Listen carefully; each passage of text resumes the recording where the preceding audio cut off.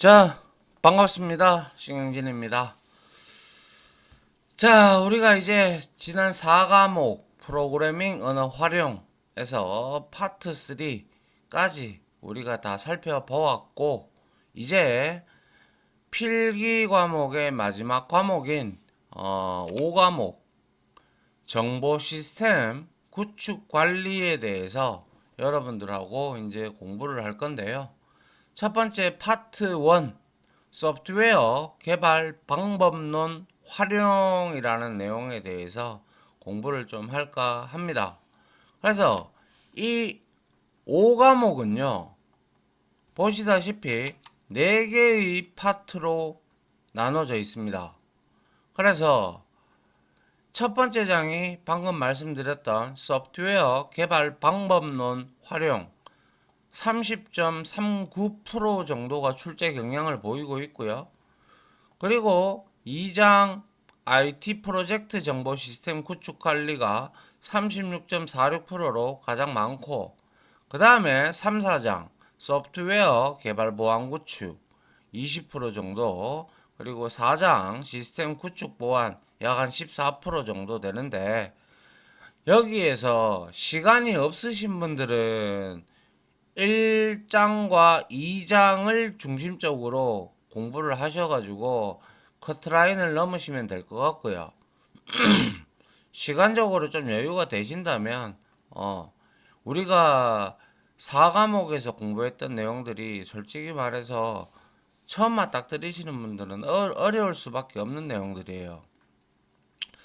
그나마 제가 제일 처음에 얘기했을 때 제 1과목을 강의를 드렸을 때 1, 2, 5과목, 그죠? 1, 2, 5과목에서 좀 점수를 높게 따고 나머지는 꽈락만 좀 피하는 수준으로 가자라고, 그게 가장 좋은 방법이다, 이렇게 제가 설명을 드렸습니다. 그래서 여기에서 공부를 해서 그래도 8, 90점대를 맞춰 준다면 우리가 어느 정도 평균 평균 점수의 커트라인을 이제 어느 정도 상쇄시킬 수는 있지 않은가. 예, 꽈락이 나오지 않는다는 전제 하에서 말이죠. 그죠? 그래서 이 강의 프로그래밍, 이거 제가 잘못 적었네요. 어, 요거는 제가 좀 수정해 놓을게요. 정보 시스템 구축 관리입니다. 알겠죠? 예. 네, 이렇게 구축 관리로 바꿔놨고요. 이제 요렇게 할 때, 이제 우리가 1장부터 하나하나씩 이제 보도록 하겠습니다. 자, 그래서 이 소프트웨어 개발 방법론 1장 파트 1에는 총 9개의 섹션으로 구성이 되어 있고요. 내용이 그렇게 많이 들어있지는 않아요. 알겠죠? 예. 그래서 첫 번째 소프트웨어 개발 방법론부터 여러분들하고 같이 공부를 시작을 하도록 할까 합니다. 알겠죠? 예. 자, 그러면 1번 섹션 01 소프트웨어 개발 방법론부터 우리가 이제 공부를 좀 해보도록 합시다. 자, 봅니다. 자, 섹션 01 5과목이고요. 소프트웨어 개발 방법론 활용이라는 1장 파트 1이 되고, 섹션 01 소프트웨어 개발 방법론입니다. 자, 여기서는 지금껏 기출 문제가 4문제인가 5문제 정도 나왔어요. 그렇기 때문에, 그리고 예전에 우리가 1과목에서 공부했던 내용들도 여기에서 이제 중첩되게 나오기 때문에 그런 점을 중심으로 해서 우리가 공부를 하면 좋겠고, 역시 여기에서는 공부도 공부지만 가장 좀 중요한 부분은 좀 여기에서도 암기를 좀 해야 돼요, 사실. 알겠죠? 예. 보죠. 자, 소프트웨어 개발 방법론의 개요해서 한번 보면, 자, 소프트웨어 개발 방법론은 소프트웨어를 개발을 하고 그리고 유지 보수를 해줘야 돼요. 우리가 항상 SI 업체 같은 경우는 이제 소프트웨어 개발을 하고 그리고 그에 대한 비용을 우리가 회사의 이익으로 가지고 오고 그리고 어느 정도 무료로 1년 정도는 이렇게 유지 보수를 해주다가 이제 2년 차나 3년 차 그거는 계약에 따라 달라집니다. 그래서 그 계약을 하면서 거기에서 만든 SI 업체에서 만들었기 때문에 외부 위탁이죠. 그죠? 일반 모 회사에서 이제 SI 업체에게 의뢰를 하면 우리가 뭐 요구 분석 뭐 이런 거 다 배웠잖아요. 그죠? 그런 거를 이제 계약서에 따라서 유지보수 기간을 유지보수 비용을 측정을 해서 연간 단위로 이렇게 우리가 해서 이제 회사에서는 그 소프트웨어를 쓰다 보면 업데이트를 해야 되고 추가적으로 필요한 기능들이 있다면 추가를 해야 되고 뭐 이런 것들이 있기 때문에 유지 보수를 규모가 큰 곳은 전산실이 규모가 큰 곳은 대기업일수록 전산실이 있기 때문에 그쪽에서는 그 전산실에서 개발을 하고 뭐 그리고 유지 보수까지 다 담당하지만 중소기업이나 중견기업 정도들은 다 의뢰를 해서 만들고 유지 보수를 취합니다. 알겠죠? 예. 그래서 소프트웨어 개발 방법론은 소프트웨어 개발 그리고 유지 보수 등에 필요한 여러 가지 일들의 수행 방법, 어떻게 개발을 하며 어떻게 유지 보수를 하는지 그러한 수행 방법과 이러한 일들을 어떻게 하면 효율적으로 수행하려는 과정에서 필요한 각종 기법 및 도구를 체계적으로 그죠? 정리해서 표준화한 것이 바로 소프트웨어 개발 방법론이라고 합니다. 그래서 여기에는 한 여러 가지 방법이 있는데요. 그거는 이제 각각의 특색에 맞게끔 그러한 방법론들이 존재를 해요. 그래서 왜 소프트웨어 개발 방법론을 쓰겠습니까? 당연히 소프트웨어 개발 방법론의 목적은 소프트웨어의 개발과 유지 보수니까 소프트웨어의 생산성, 그죠? 그리고 유지 보수를 통해서 지속적으로 품질을 업데이트를 하면서 소프트웨어를 가르치는 겁니다. 여기서 프로그램의 품질의 향상을 도모하기 위해서 이러한 여러 가지 방법론들이 존재하는데요. 특히 소프트웨어 개발 방법론의 종류에는 구조적 방법론, 그리고 정보공학 방법론, 그리고 객체지향 방법론, 그리고 CBD라고 하는 컴포넌트 기반, 즉 컴포넌트 베이스드 디자인이라는 방법론. 그리고 여러분들 우리가 제1 과목에서 배웠던 에자일 방법론. 그리고 제품 계열 방법론. 몇 가지입니까? 하나, 둘, 셋, 넷, 다섯, 6개가 있습니다. 각각의 이것들에 대한 특징들을 여러분들이 알고 계셔야 문제를 풀 수가 있겠죠. 그리고 소프트웨어를 개발하는 방법론의 목적에 대해서도 알고 있으시면 되고요. 맞나요? 예. 그래서 이러한 내용들을 우리가 이제 공부를 하나씩 해 나가려고 합니다. 자, 보죠. 그래서 자, 먼저 첫 번째로 구조적 방법론, structure에 관련된 내용이죠. 그죠? 그래서 구조적 방법론은 자, 여기서 여러분들이 기출 문제가 어떻게 나오냐면요. 이러한 단어 있죠. 그죠? 정형화된 분석 절차다 그러면 구조적 방법론이라는 것을 떠올릴 수가 있어야 돼요. 이 말이 꼭 나오거든요. 예, 그래서 구조적 방법론은 정형화, 딱 틀이 있다라는 거예요. 정형화된 분석 절차에 따라서 사용자의 요구사항을 파악해서 문서화하는 처리, 즉 프로세스 중심의 방법론입니다. 그래서 사용자 요구사항이 분명히 있겠죠. 그죠? 의뢰자가 있기 때문에.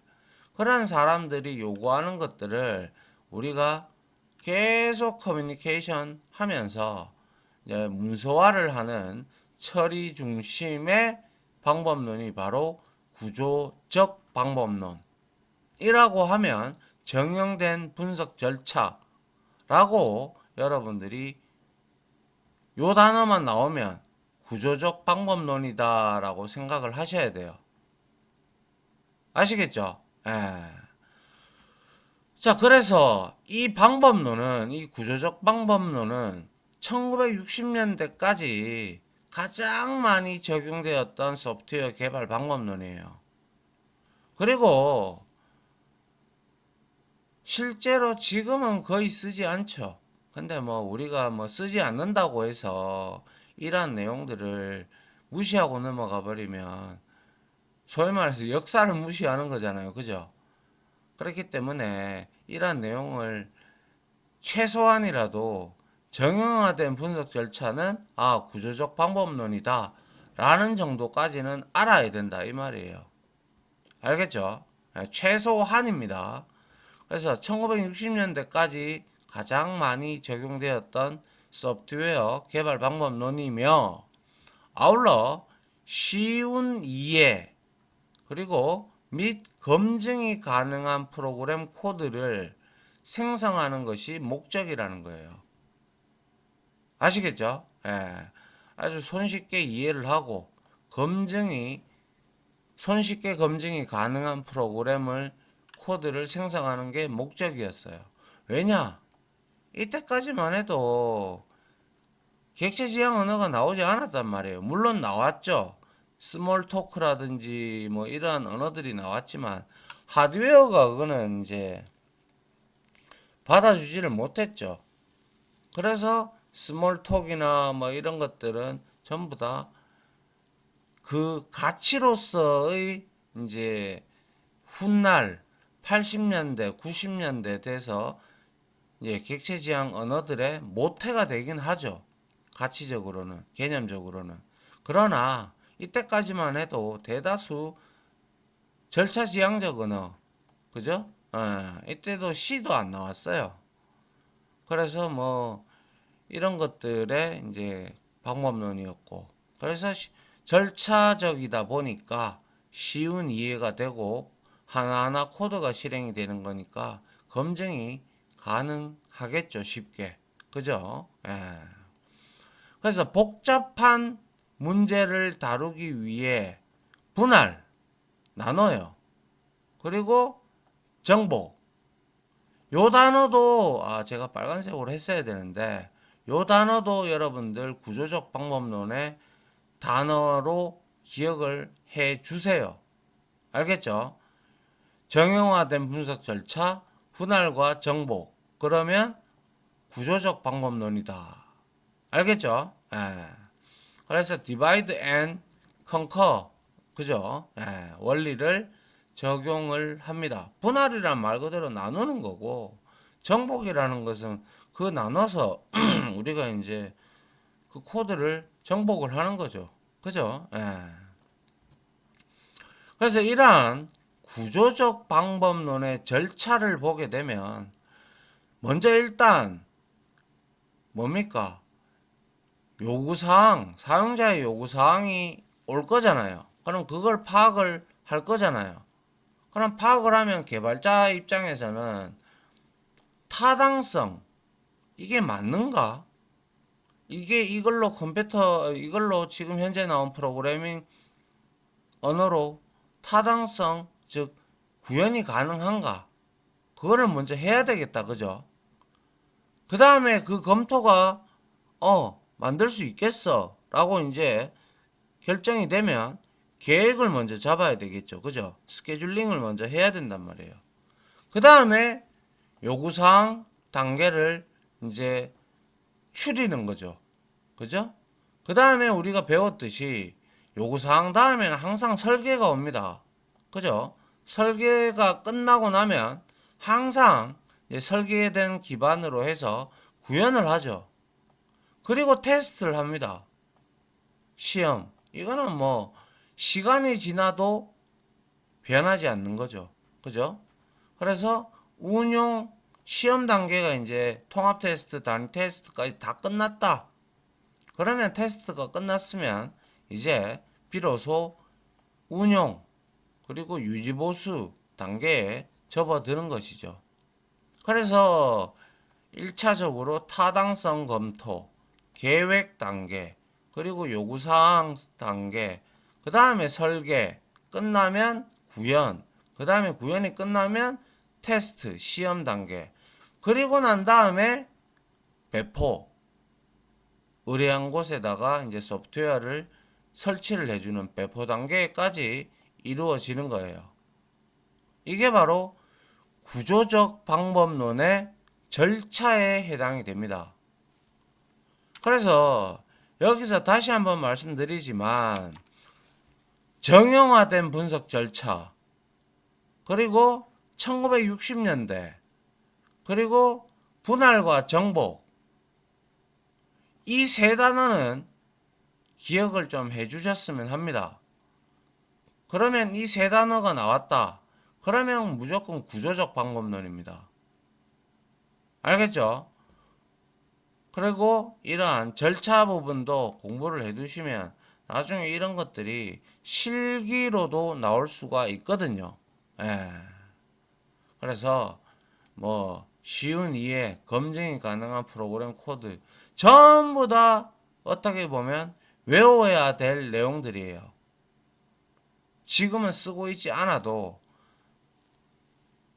우리가 시험에 합격하기 위해서 해야 되기 때문에 다 어쩔 수 없이 설명은 제가 드리더라도 그거를 이제 여러분들의 머리에 여러분들이 기억하기 위해서는 정리를 잘하고 문제를 풀어봐야 되는 거예요. 알겠죠? 예. 자, 그 다음 한번 보겠습니다. 자, 구조적 방법론을 봤다면 이제 두 번째로 정보공학 방법론인데 얘는 정보공학 방법론은 정보 시스템의 개발을 위해서 계획, 분석, 설계, 구축에 정형화된 기법들을 상호 연관성이 있게 통합 및 적용하는 데이터 중심의 방법론이다. 그래서 자료 중심의 방법론이다 라고 하면 데이터 중심의 방법론이라고 하면 역시 정보공학 방법론을 떠올리셔야 됩니다. 그리고 정보 시스템의 개발 주기를 이용해서 대규모 정보 시스템 구축을 하는데 적합하다. 기억을 해 주셔야 되고요. 그리고 DB 설계를 위해서 데이터베이스 설계를 위해서 데이터 모델링으로 개체 관계도 ERD 들어보셨다 그죠? Entity Relationship Diagram ERD를 사용하는 거 그게 바로 정보공학 방법론이에요. 아시겠어요?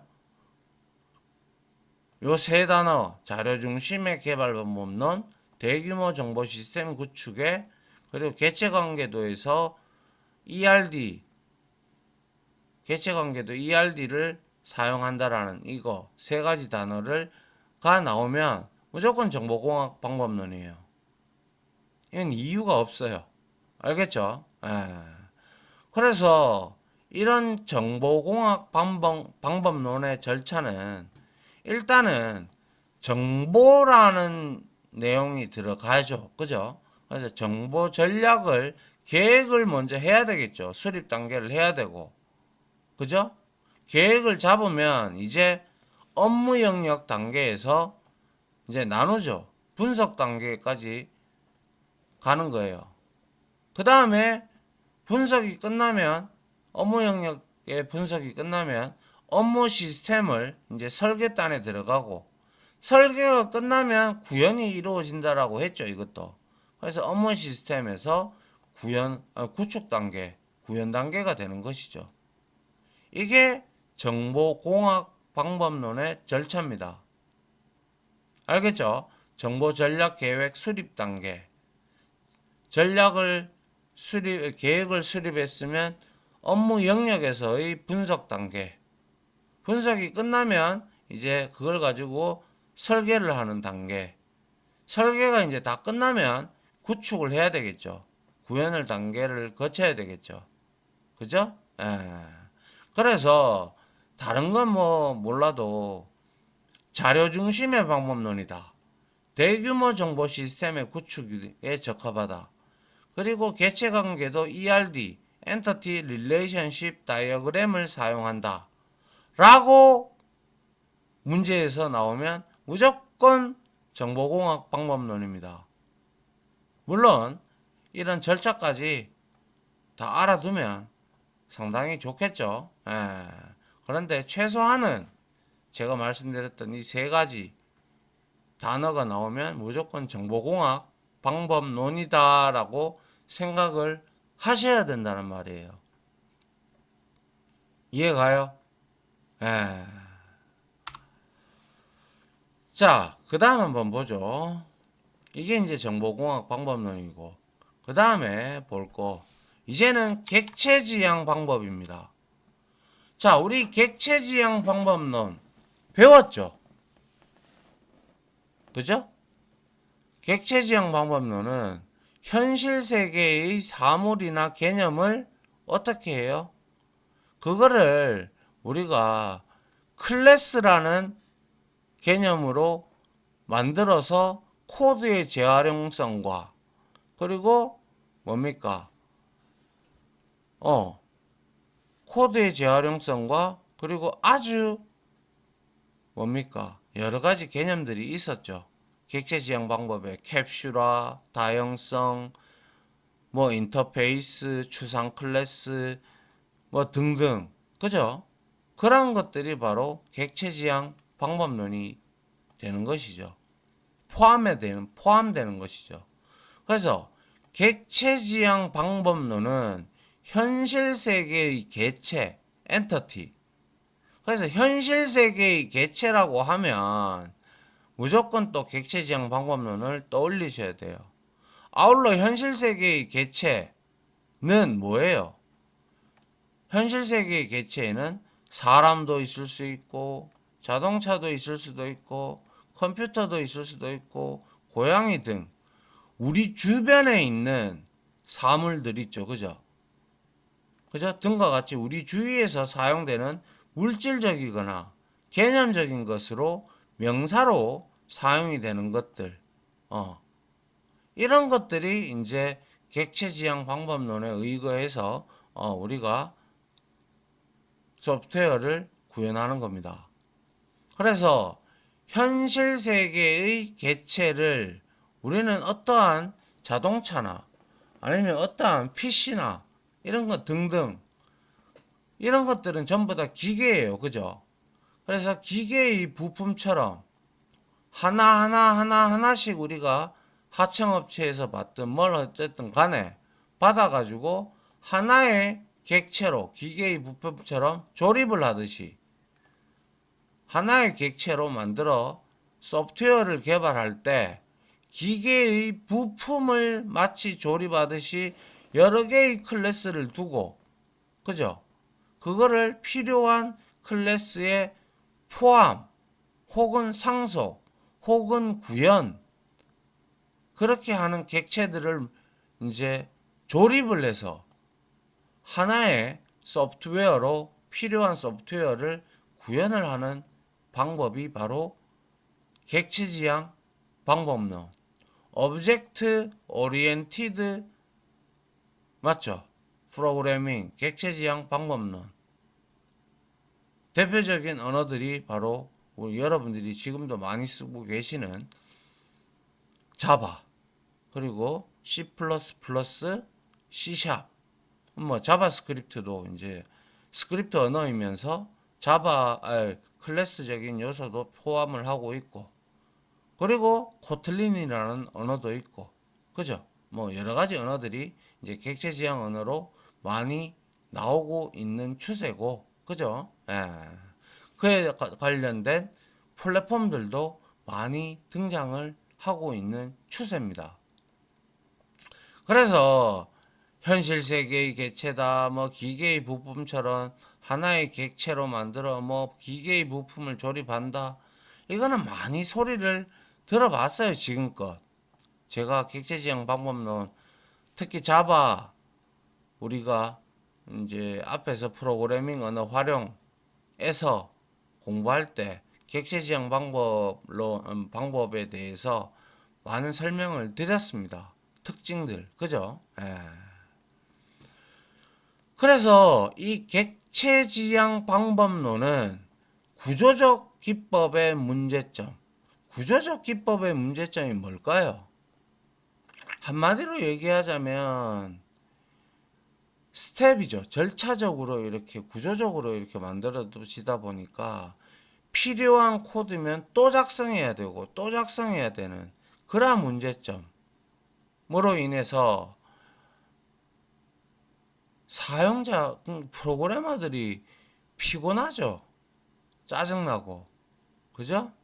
예. 그래서 구조적 기법의 문제점으로 인한 소프트웨어 위기의 해결책으로 채택이 되었던 게 바로 객체지향 방법론입니다.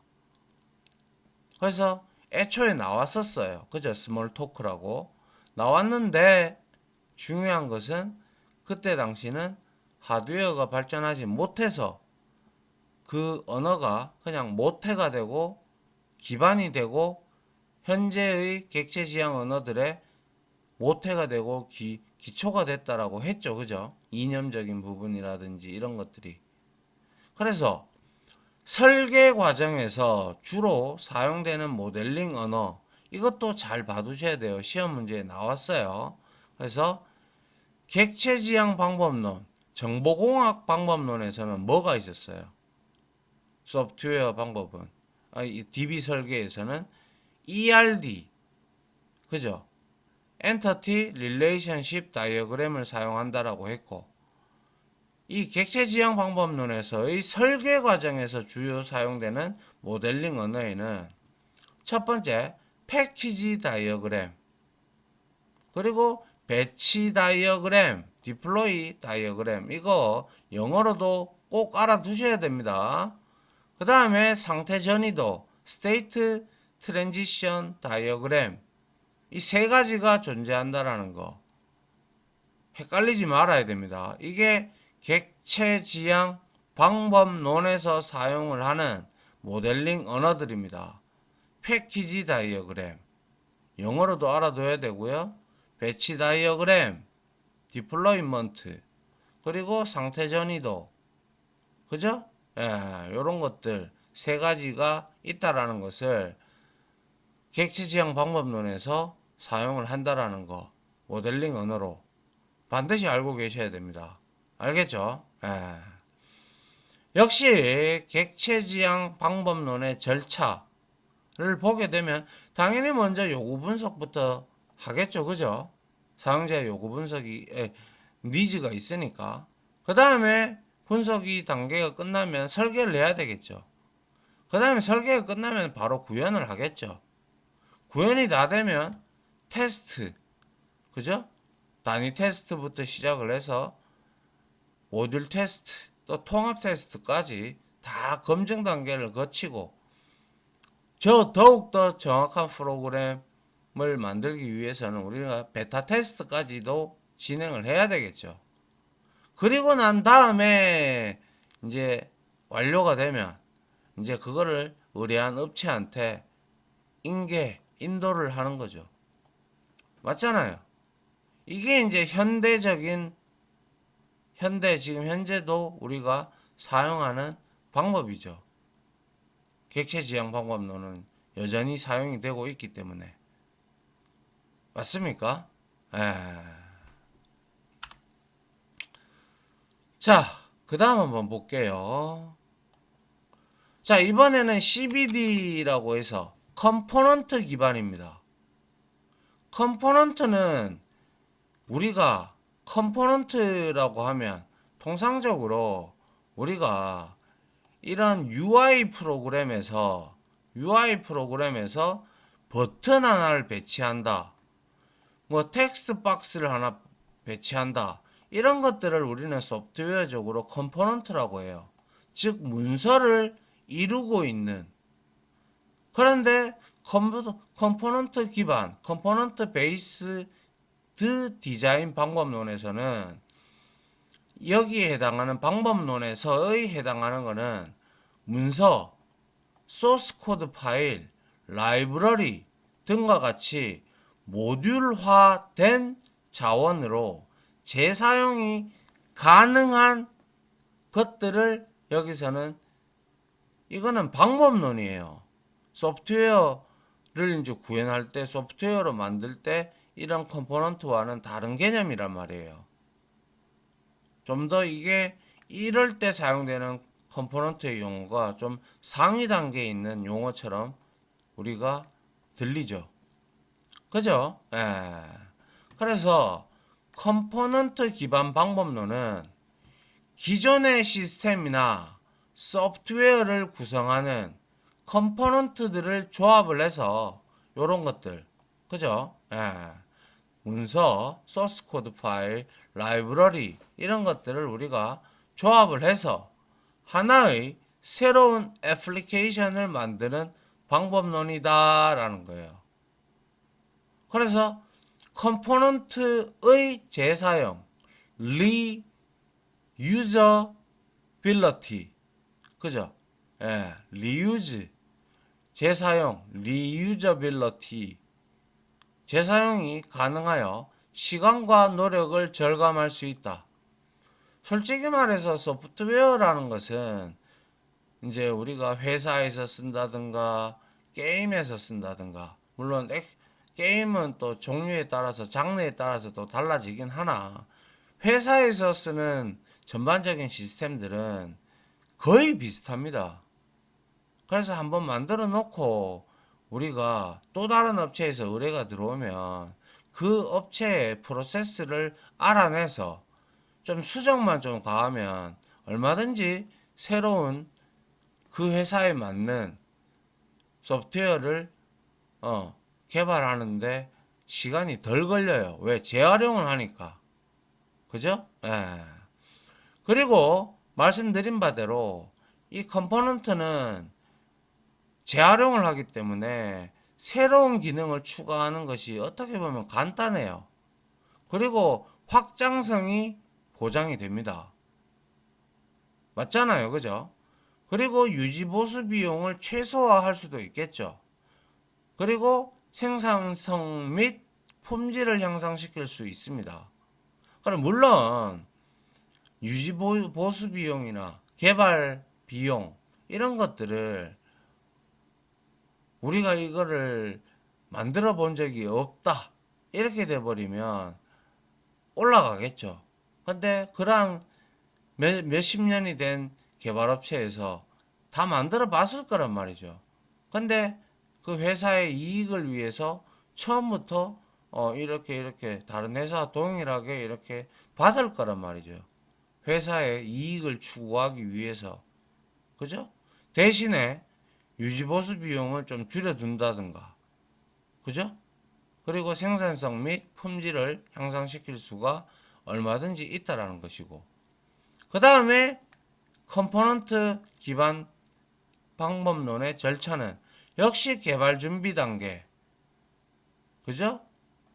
그 다음에 분석을 하면 설계가 되고, 설계를 해야 되고, 설계가 되면 구현을 해야 되고, 구현이 끝나면 테스트를 해야 되고, 그리고 나서 전개 단계.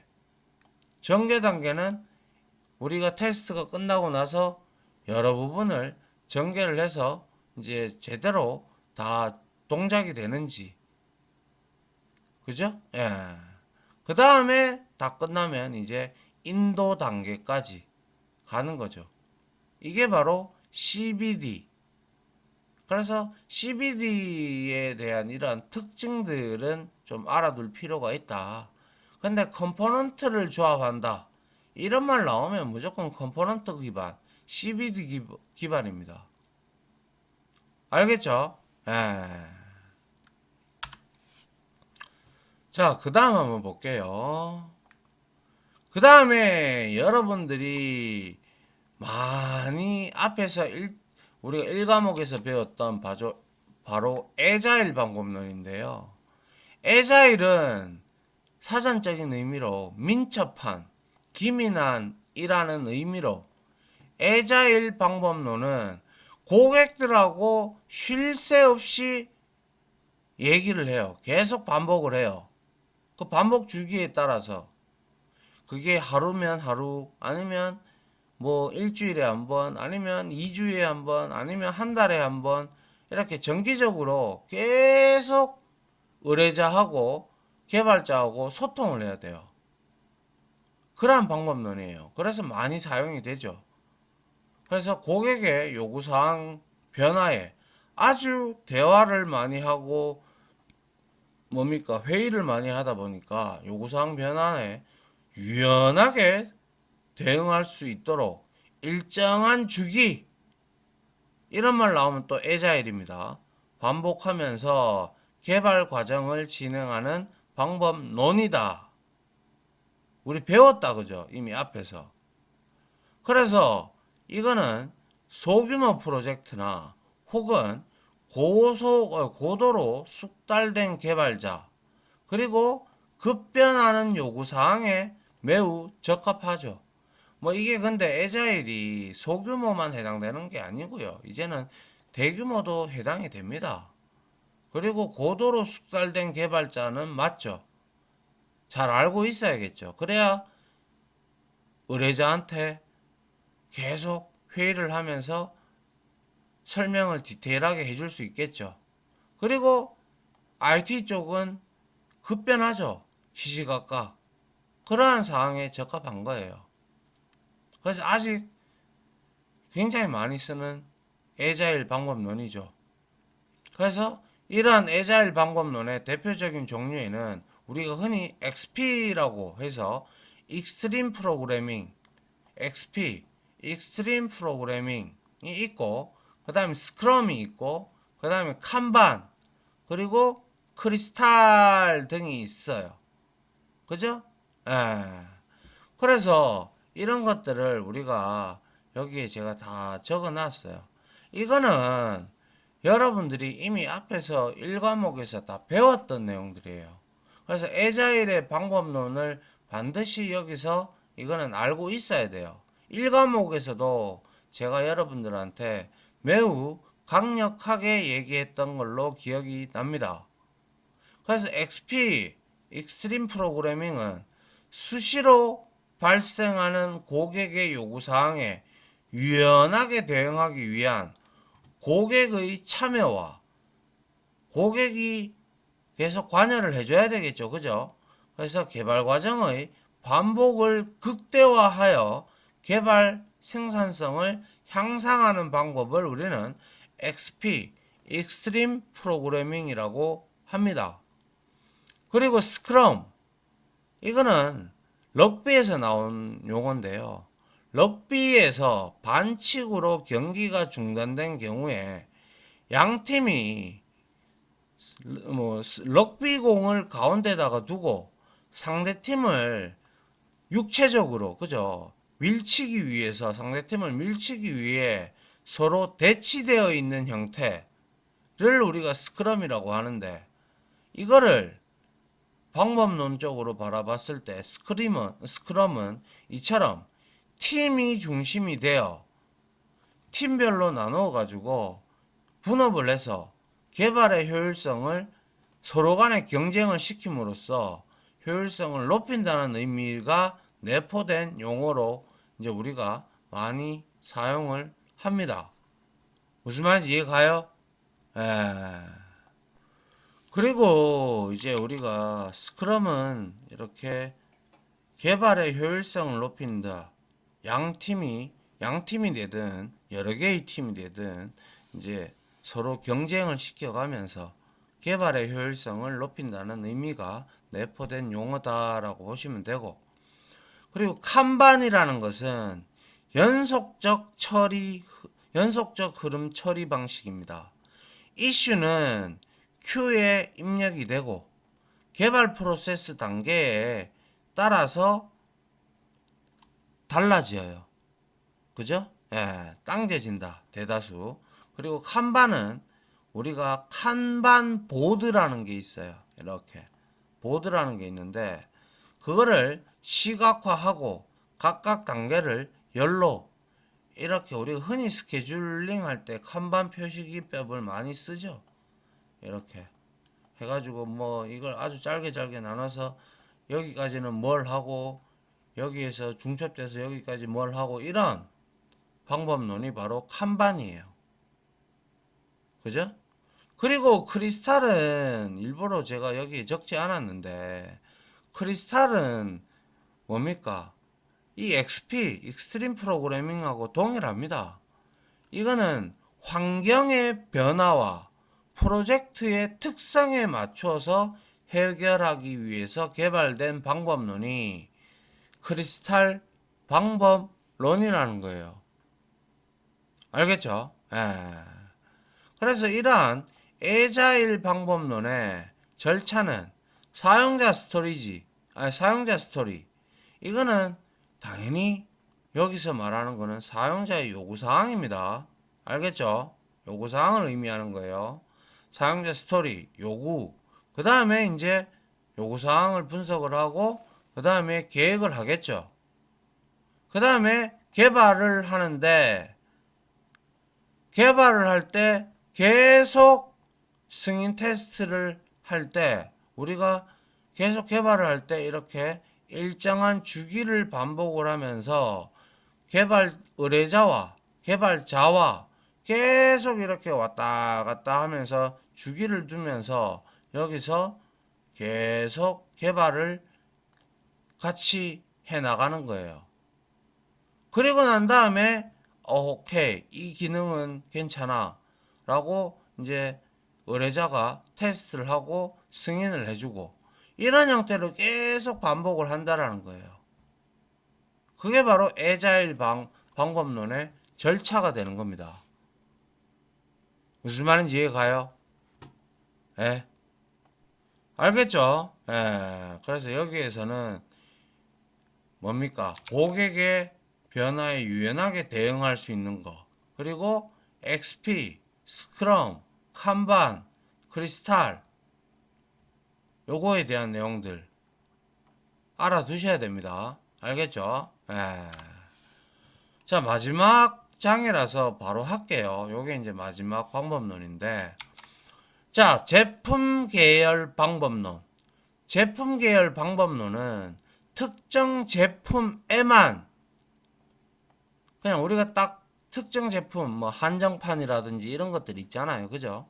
그런 곳에만 적용하고 싶은 공통된 기능들을 정의하여 개발하는 방법론이다. 그래서 특정 제품이다라고 하면 무조건 제품 계열 방법론이에요. 그리고 인베디드 소프트웨어, 이것도 마찬가지고요. 그래서 인베디드 소프트웨어를 만드는데 적합하다. 자, 인베디드 소프트웨어는 이미 제가 앞에서 많은 설명을 드렸습니다. 인베디드 소프트웨어, 인베디딩이라고도 하고요. 그래서 인베디드 소프트웨어란 우리가 뭐 흔히 말하는 디지털 TV가 될 수도 있고, 그냥 예전에 뭐 TV나 그리고 또 전기밥솥이나 냉장고 이런 것 등에 해당 제품의 특정 기능에 맞게 특화되어서 제품 자체에 있는 하드웨어, 그죠? 그게 뭐예요? 보통 칩이라든지 아니면 롬과 같이, PC의 롬과 같이 PCB 기판 위에 이제 뭐 이렇게 막 올라가 있단 말이에요. 시커멓게. 그죠? 그러한 칩들 안에다가 소스를 우리가 컴파일을 해서 실행 파일 형태로 만들어서 심는 거예요. 그래서 인베디드라고 해요. 그래서 하드웨어에다가 그걸 심어서, 그러니까 하드웨어에 이제 포함된 소프트웨어를 우리는 임베디드 소프트웨어예요. 알겠죠? 예. 그리고 제품 계열 방법론은 영역공학과 응용공학으로 구분이 되는데, 여기에서 영역공학이라고 하는 것은 영역을 분석을 하고, 그리고 영역을 설계를 하고, 그리고 핵심 자산을 구현하는 영역이다. 알아두셔야 되고요. 아시겠죠? 예. 영역이라는 단어가 다 들어가죠. 그죠? 그 다음에 응용공학은 제품 요구 분석. 그러니까 영역은 지금 여기에 해당하는 영역, 하나의 특정 제품에 해당하는 영역에 대한 설계와 분석, 그리고 그 영역에 사용되는 자산, 핵심 자산을 구현하는 영역이라면, 응용공학에서는 뭡니까? 제품의 요구 분석, 그리고 제품 설계, 그리고 제품을 이제 구현하는 영역이다라고 보시면 돼요. 그래서 제품 관련된 거는 응용공학이에요. 영역은 그 해당하는 제품의 해당 영역, 공통된 기능을 정의할 때, 아시겠어요? 예. 그래서 이러한 영역공학과 응용공학의 연계를 위해서 당연히 우리는 알아야 될 게 제품의 요구사항과 구조가 나와야 되겠죠. 그리고 그거를 조립을 하고 생산하는 공정이 필요할 겁니다. 그죠? 그런데 이거는 특정 제품만 만드는 거기 때문에 뭐 제품의 요구사항이나 아키텍처, 조립 생산 이러한 부분이 일반 회사의 공정 시스템과는 비교해서 상당히 조금은 작겠죠. 그죠? 그렇게 여러분들이 이해를 하시면 되겠다라는 거죠.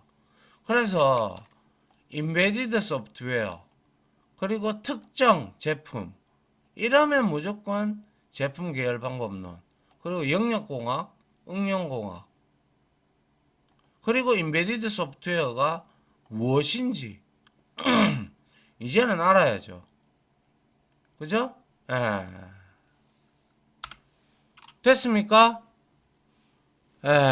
이렇게 해서 제품 계열 방법론, 애자일, 컴포넌트, 객체지향, 정보공학, 구조적 방법론, 그리고 소프트웨어 개발 방법론의 특징과 개념과 특징, 그리고 종류들까지 우리가 다 살펴봤습니다.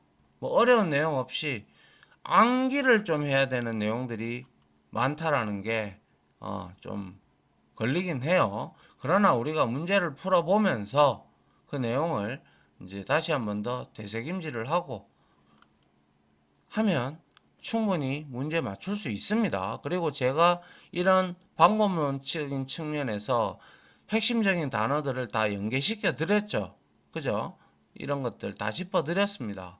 그렇기 때문에 여러분들이 그런 것들에 대해서 이제 정리를 해 두시면 문제를 푸시는데 크게 어려움은 느끼지 못하실 겁니다.